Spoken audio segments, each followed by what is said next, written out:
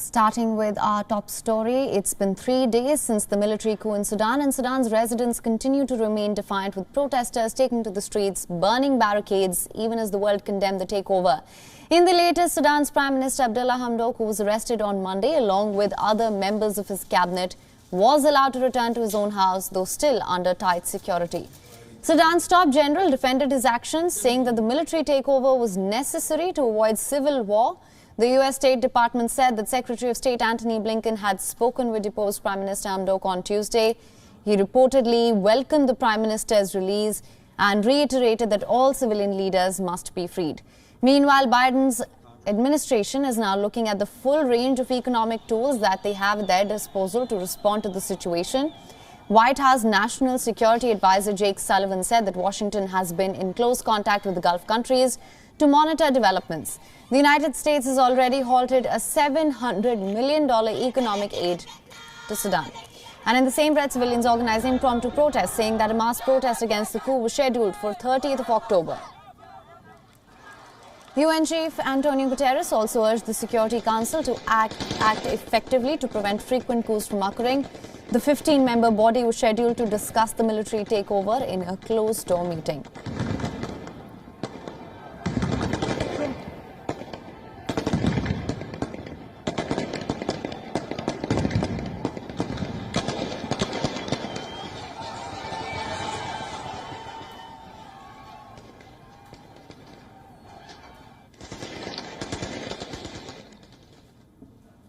And for more on this story, our correspondent Patrick Oet is joining us live from Juba, South Sudan. Thank you so much for joining us, Patrick. Now, Prime Minister Abdalla Hamdok was arrested on Monday, as you know, along with other members of his cabinet, was allowed to return to his house. We know there's still strict security there, but what can you tell us about the situation on ground?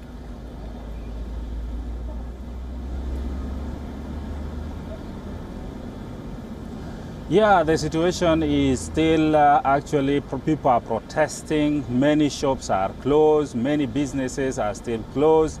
And as you correctly say, the Prime Minister has been released and sent back to his house, but he is actually under heavy security. There is heavy security in his compound, so we are not sure whether he is allowed to have freedom.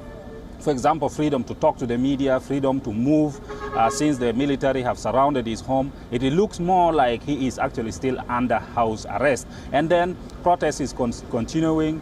Protesters are still setting up barricades. They are blocking the roads, and protest is going on. They're saying they will continue until the military gives up and brings the civilian government back to power. They want now a total civilian government, and many unions, many trade unions are now joining the protest. We have just been told this morning that the oil workers have now joined the protest. They are on strike. They are not going to work. The railway workers have also joined. They said they are downing their tools. They are standing in solidarity with the people who are protesting. So it is actually magnifying. Then the Forces for Freedom and Change have sent a letter to the African Union in which they're asking the African Union to put more pressure on the military to actually release those that have been arrested and also hand over power to the civilian. Right. Patrick, also the Biden administration is now looking at a full range of economic tools that they have at their disposal to respond to the situation in Sudan. Could you tell us about the implications of this?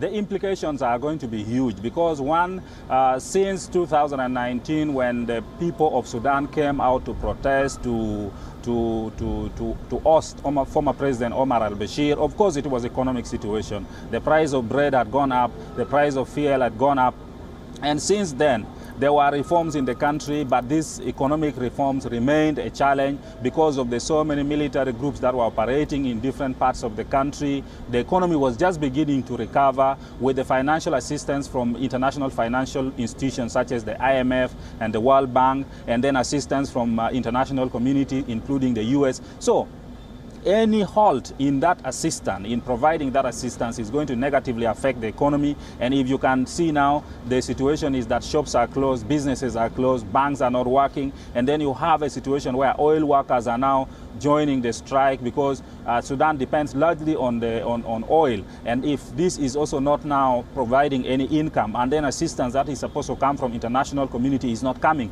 then the government will not have money. Salaries for workers is not going to come, and the economy is just going to get more ruin, and more problems will creep in.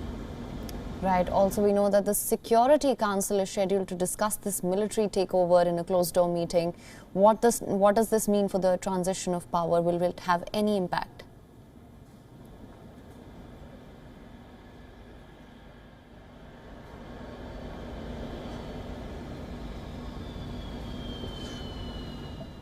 I didn't get your point very well. I didn't get your question. Right, Patrick, I'm saying that we also know that there's going to be a closed-door meeting on the same. What can you tell us about the impact of that on the transition of power now in Sudan?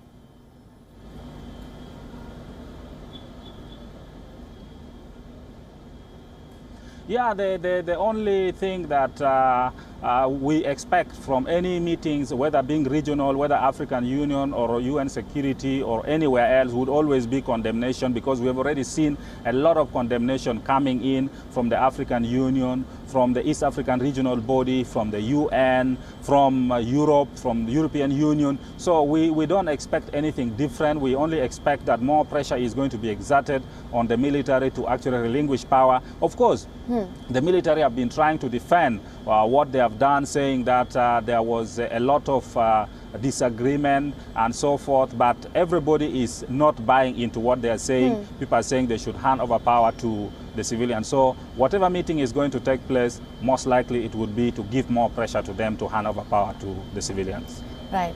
Patrick, thank you so much for joining us with all the latest updates on that. WION is now available in your country. Download the app now. Get all the news on the move.